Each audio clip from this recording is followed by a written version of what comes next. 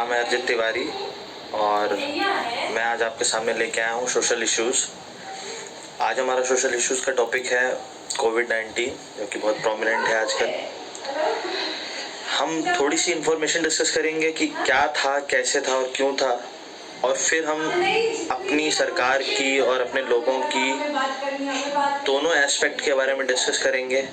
और फिर मैं आपको जब दोनों एस्पेक्ट बता दूंगा, फिर वो आपका डिसीजन है, आपको कौन सा एस्पेक्ट सही लगता है और कौन सा सही नहीं लगता। पर at least you should know everything, आपको सब कुछ पता होना चाहिए। तो शुरुआत करते हैं। सबसे पहला केस चाइना में वुहान में 17 नवंबर को डिटेक्ट हुआ था, 17 नवंबर 2019 में।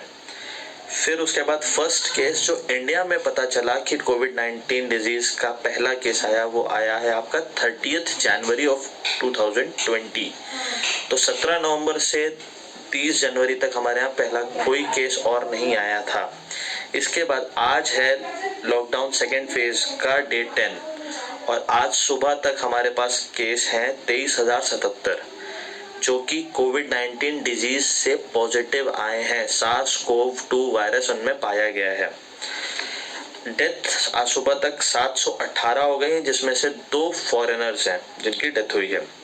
जैसा कि अभी मैंने बताया कि वायरस का नाम था SARS-CoV-2 जो हमने दिया है, और डिजीज है कोविड-19, कोरोना वायरस डिजीज 19। हमारे यहाँ 30 जनवरी को पहला केस आया और पहला जो कर्फ्यू या लॉकडाउन या एक तरीके का जो स्टेप उठाया गया जनता के लिए, वो था जनता कर्फ्यू ऑन 22 मार्च, जैसा कि आप सभी को पता है, जिसमें शाम को हम लोगों को ताली ठोकने के लिए बोला गया था।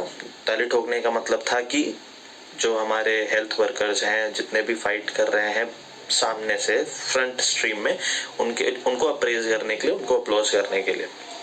फिर जब लॉकडाउन अनाउंस हुआ तो वो था 24 मार्च को, और अनाउंस हुआ था 25 मार्च से 14 अप्रैल तक के लिए। तो ये थी बेसिक न्यूज़।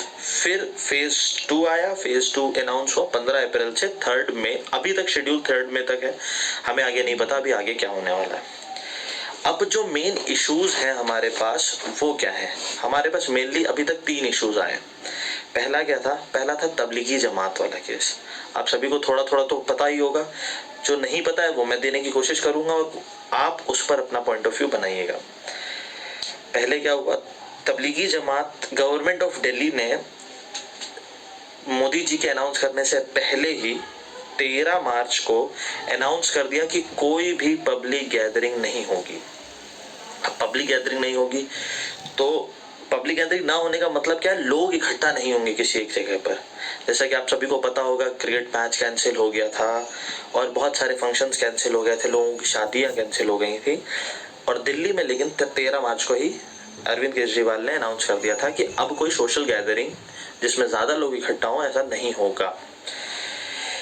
तबलीगी जमात में कुल जो अटेंडेंस आई है वो मिनिमम जो मैंने पढ़ी है अभी तक, जो सबसे कम पढ़ी है, मैं वो बात कर रहा हूँ। मैं 1500 की बात नहीं कर रहा हूँ, मैं 2000-3000 लोगों की बात नहीं कर रहा हूँ। 960 अटेंडीज थे, जो कि 40 दूसरे देशों के भी थे।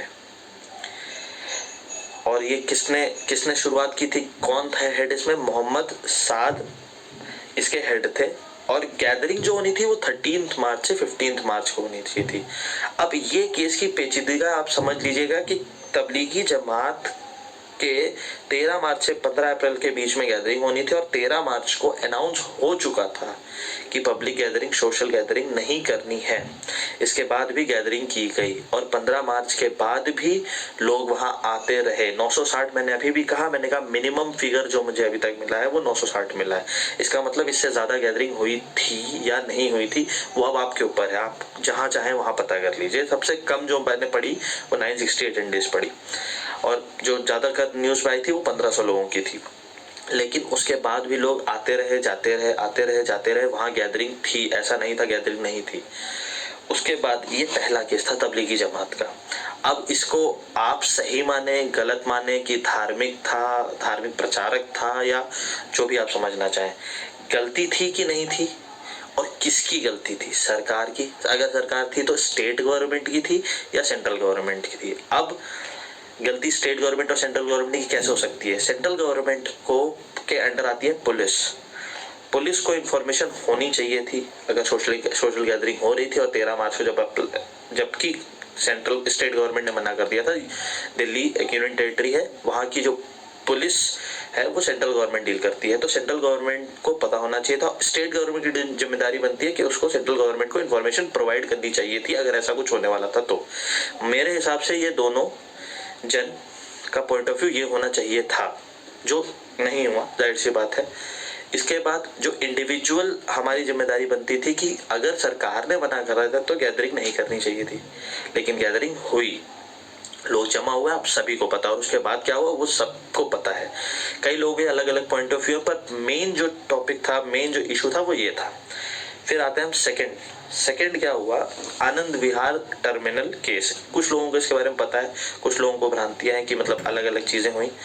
मेरे हिसाब से जो वहां लोग इकट्ठा हुए 20,000 लोग, लगभग 20,000 लोग, जो डेली वेजेस वाले वर्कर्स थे, कंस्ट्रक्शन वर्कर थे, कारपेंटर थे, जो महीने में नहीं दिन में कमाते हैं, डे वाइज कमाते हैं, सुबह कमाते हैं तो शाम को खर्च चलता है। कुछ के पास 1000 रुपए थे, कुछ के पास 500 रुपए थे, कुछ के पास कुछ खाने के लिए था, कुछ के पास कुछ खाने के लिए नहीं था, और कुछ माइग्रेंट वर्कर्स थे वहां पर, अधिकतर माइग्रेंट वर्कर्स थे। जो 20,000 लोग वहां इकट्ठा हुए वो माइग्रेंट वर्कर्स ही थे। माइग्रेंट वर्कर्स का मतलब हुआ ऐसे लोग जो अपने राज्य में अपनी जगह पर काम न करके दूसरी जगह जाते हैं काम करने। मेनली ये यूपी और बिहार के लोग थे जो दिल्ली गए थे काम की खोज में, और काम वहां पर मिला था जिन्हें। लेकिन अब वहां लॉकडाउन होने पर काम ठप हो गए, काम बंद हो गए। जब काम बंद हो गए तो ये घटना घटी 28 मार्च को, जब 20,000 लगभग लोग आनंद विहार बस टर्मिनल पर पहुंच गए, इस उम्मीद में कि वो जो है घर वापस जा पाएंगे। वहां पर 20,000 लोग इकट्ठा जब हुए तो किसी को नहीं पता था कि वहां किसी को भी SARS-CoV-2 पॉजिटिव कोई है वहां या नहीं है, कोविड-19 डिजीज वाला कोई है या नहीं है। जबकि 24 मार्च को ये डिक्लेयर हो गया था कि लॉकडाउन है, तो भी वहां 20,000 लोग कैसे इकट्ठा हो गए, ये किसकी जिम्मेदारी थी? स्टेट गवर्नमेंट, सेंट्रल गवर्नमेंट, दोनों की जिम्मेदारी होनी चाहिए। तो अगर नहीं थी तो ये जिसने भी करवाया, जैसे भी करवाया, ये गलत था। मेरा पॉइंट ऑफ व्यू है कि गलत था। कैसे भी हुआ, किसकी भी गलती थी, वो गलती आपको ढूंढनी है, आप सोचिए कि किसकी गलती थी। मैंने बता दिया कि किस तरीके से किसी की गलती हो सकती है। स्टेट गवर्नमेंट की भी गलती हो सकती है और सेंट्रल गवर्नमेंट की, या दोनों की भी हो सकती है। ये आपकी जिम्मेदारी है। लोगों की भी जिम्मेदारी है, जबकि सबको 20,000 में से कम 15,000 के पास सेलफोन होगा, स्मार्टफोन होगा, न्यूज़पेपर पढ़ते होंगे, नहीं पढ़ते होंगे तो भी न्यूज़ उनके पास पहुंच गई होगी कि लॉकडाउन हुआ है, गैदरिंग नहीं करनी है, पब्लिक गैदरिंग नहीं करनी है। लेकिन 20,000 लोग एक साथ बिना सोशल डिस्टेंसिंग मेंटेन किए कैसे इकट्ठा हो गए? इंडिविजुअल की भी गलती है वहां पर। फिर आता है तीसरा केस, जो कि अप्रैल 14 को हुआ। कहाँ हुआ? महाराष्ट्र में। महाराष्ट्र में कहाँ पर? बांद्रा में, मुंबई के पास। अब बांद्रा में क्या हुआ? बांद्रा में भी यही सेम घटना घटी, लेकिन वहां पर लोग कम थे। वहां सिर्फ 1,000, 1,500, 2,000 लोग थे केवल। वो भी माइग्रेंट वर्कर थे। लोगों को कहना है कि उनके पास बैग नहीं था। आदमी जब जान पे आती है तो वो बैग लेके नहीं भागता है। उन्हें उम्मीद थी 14 अप्रैल को लॉकडाउन खुलेगा और उनको जाने को मिलेगा घर। नहीं मिला, ऑब्वियस रीजंस थे, और ये अफवाहें फैलाई गई कि आपको जाने को मिलेगा। कोई विनय दुबे जी का नाम आया था। वो उन सब डीपली में उस सब चीज़ों में नहीं जाऊंगा कि किसने क्या करवाया, किसने नहीं करवाया। मैं इंडिविजुअल किसकी मिस्टेक्स हो सकती हैं और किसको संभालना चाहिए था, जिसने नहीं संभाला।